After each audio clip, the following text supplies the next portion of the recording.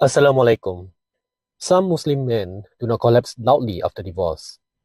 They go to work, they answer messages, they smile, they look stable. But inside, they are fighting a war nobody can see. And the hidden war is dangerous because when a man looks functional on the outside, people assume he is fine. Even he starts pretending he is fine. But inside, lust, doubt, fatigue, and pressure are eating away at his self-trust. If that is where you are right now, download the Muslim Man Review Playbook in the description. It is my 30-minute comeback protocol for men who feel stuck, unfocused, spiritually distant, and mentally scattered during divorce transition. It helps you stop the spiral, reset your body, and reconnect with Allah with structure. A lot of men think the worst moment is when life visibly falls apart. It is not. The more dangerous phase is when everything still looks normal outside, but internally you are becoming weaker. You still go to work, you still function, you still handle people, but inside, your mind has too many tabs open. You are thinking about money, your future, your child, your family, your long-term plans. You are trying to rebuild discipline. You are trying to become stronger. But you are not seeing results yet. That is where the whispers start. Is this even working? Am I improving or just coping? Am I wasting my time? Am I falling behind? That is not a small problem because once a man starts doubting whether his effort means everything, he stops moving with conviction. He may still act busy, but he loses inner command. And once inner command weakens, temptation becomes louder. I know the face. Not some dramatic breakdown, just some quiet internal pressure where you are still showing up in life, but your mind is carrying too much at once. You are trying to become better, but because the fruit has not appeared yet, your brain starts calling the planting season a failure. That is where many men misread the moment. They think, I am failing. No. A lot of the time, you are not failing. You are overloaded, under-recovered, and interpreting fatigue as truth. A tired mind will call a refining season a failing season. And once a man misreads his season, he starts making weak decisions just to feel temporary relief. That is where the battle gets uglier. Because now, it is not just pressure. It is becoming about temptation. A lot of men talk about watching adults' website like it is only a private sin. It is that. And it is also something else. It breaks your word to yourself. You know it is wrong. You know it weakens you. You know it dirties your mind and steals your sharpness. So you resist. 10 minutes, 20 minutes, maybe 30. Then sometimes you still lose. And the worst part is not just the act itself. The worst part is what happens after. You feel weaker in your own eyes. And once self-trust starts cracking, it does not stay inside that one corner of life. It spreads. Now you question your progress, your discipline, your future.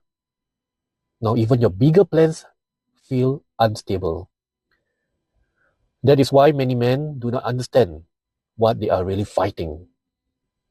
They think they are fighting desire.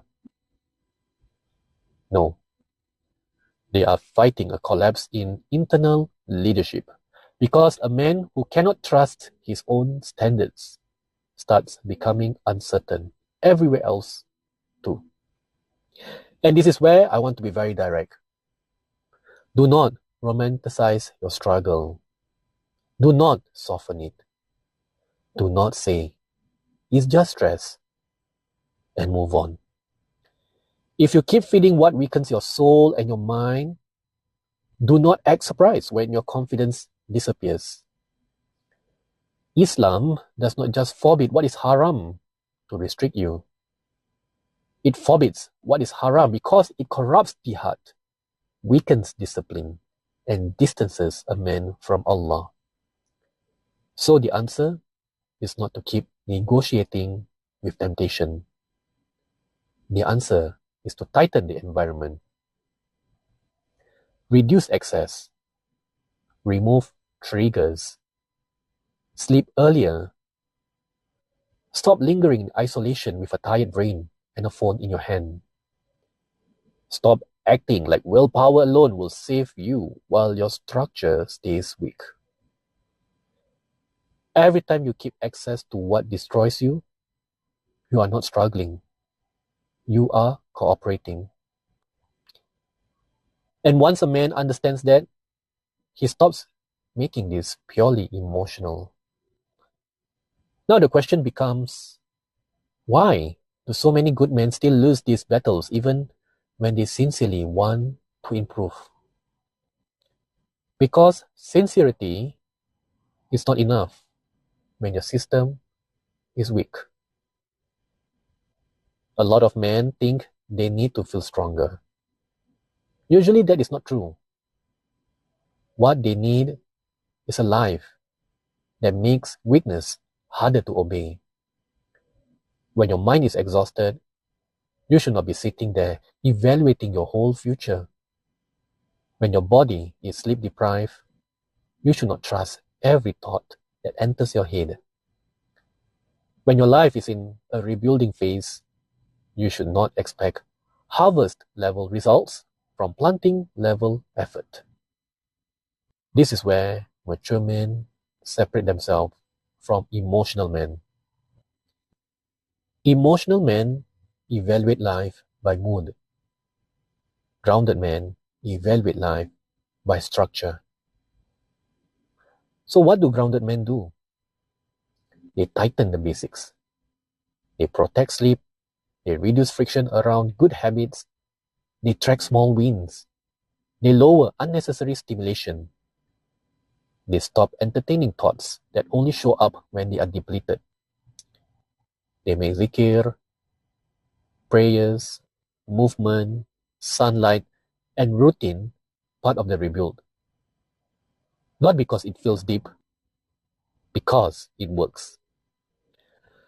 A man rebuilding after divorce cannot afford a chaotic private life. He needs order because order protects his mind.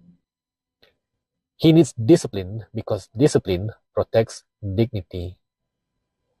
He needs remembrance of Allah because no man wins the inner war by nafs alone. And this is a painful truth many men need to hear. You may be in a planting season for longer than your ego likes. You may work hard for months and still not see obvious results.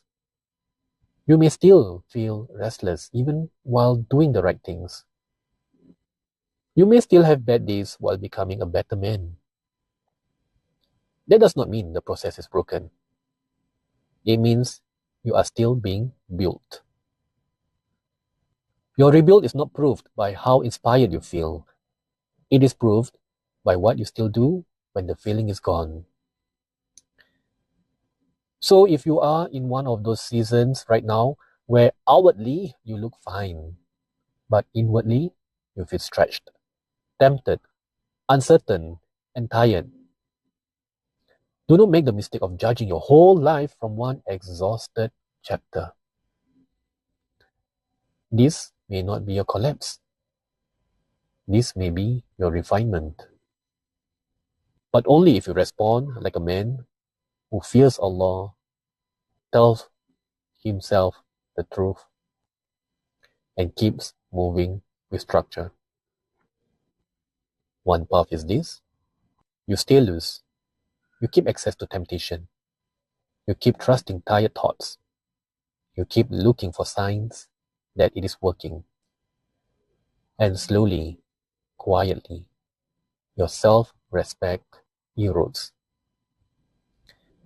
The other path is this: you tighten your environment, you protect your sleep, you return to Allah properly, you stop demanding instant proof, you handle the small things with discipline, and over time, you become the kind of man who is steady, clear, and hard to shake.